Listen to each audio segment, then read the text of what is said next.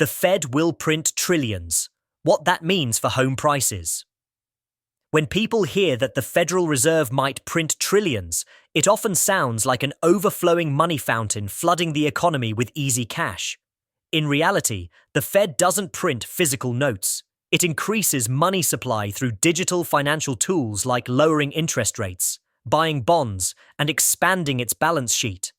But the effect is very real.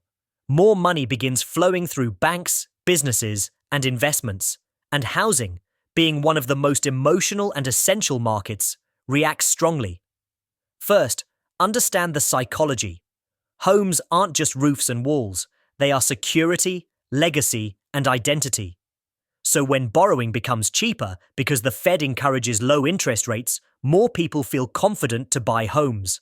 Demand rises, and when demand rises faster than supply, prices climb like vines towards sunlight.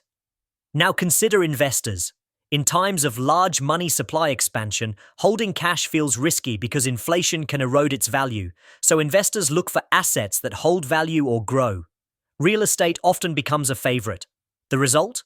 More investors buying homes, sometimes even entire neighborhoods.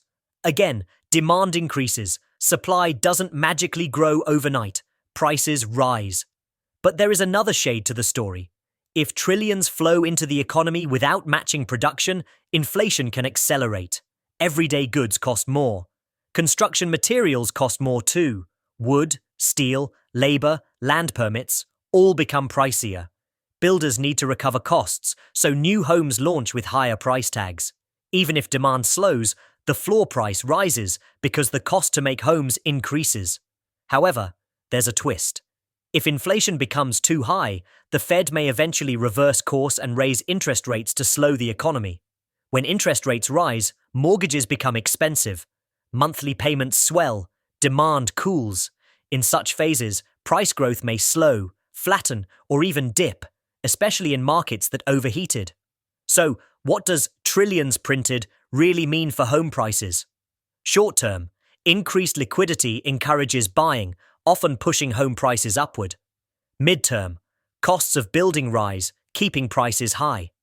Long-term, interest rate adjustments decide the fate, steady growth, correction, or plateau. In simple terms, more money in the system tends to support higher home prices unless rising interest rates push back.